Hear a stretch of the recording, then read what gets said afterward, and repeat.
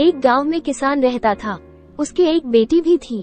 वो खेती करके अपने खेतों में अनाज उगाता था और उसे बेच करके जो पैसे मिलता था उन पैसों का वो 3 हिस्सा करता था।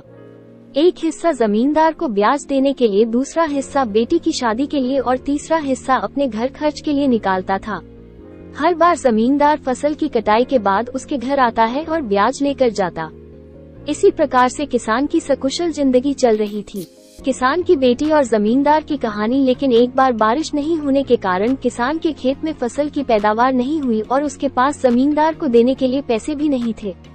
हर बार की तरह जमींदार उसके घर पर पैसे लेने के लिए आया, लेकिन किसान के पास पैसे नहीं थे। तभी जमींदार की नजर उसकी बेटी पर पड़ी तो उसने किसान को एक सुझाव दिया।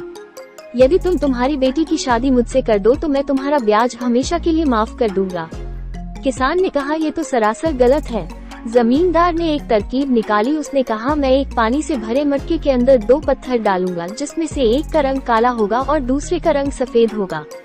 अगर लड़की सफेद पत्थर निकालेगी तो मैं तुमसे ना तो ब्याज लूंगा और ना ही लड़की से शादी करूंगा, और काला पत्थर निकलेगा तो लड़की की शादी मुझसे करानी होगी।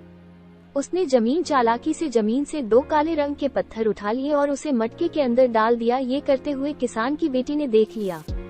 तब लड़की ने दिमाग लगाया और उसने मटके में से एक पत्थर निकाला और अचानक जमीन पर गिर गई और उसके हाथ से पत्थर भी नीचे गिर गया। क्योंकि जमीन पर बहुत सारे पत्थर पड़े हुए थे तो पता नहीं चल पाया कि लड़की ने कौन से रंग का पत्थर उठाया। फिर लड़की ने कहा कि इसका एक तरीका है, मटके के अंदर पड़ा एक पत्थर यह बता सकता है कि मैंने कौन से रंग का पत्थर बाहर निकाला। मटके में से दूसरा पत्थर निकाला गया तो वो काले रंग का था, तो इससे ये सिद्ध होता है कि लड़की ने सफेद